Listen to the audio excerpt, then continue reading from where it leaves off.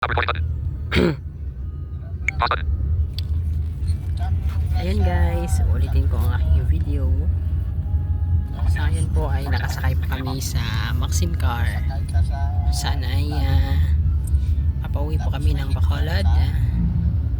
At kami po ay mga partially blind. Ito po yung misis ko.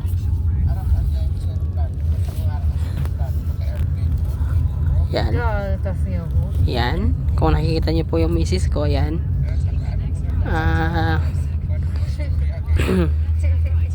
Ito po yung aming sinasakyan. Yan. Pauwi po kami ngayon ng Bacolod. At kung nais niyo pong mag-book ng pinaka swak na pamasahe ay sa Maxim Car na po kayo. Ayan. Simple lang po ang pag-book dito. Kahit ng mga blind ay accessible dito. Ayun. Maganda po siya at garantisado talaga. Abot kaya. Ayun. So sige. Abang-abang kayo sa aking mga live. Dito po sa Center for Christ Ministry. Yun. Mga ka-brothers and sisters. Ayun.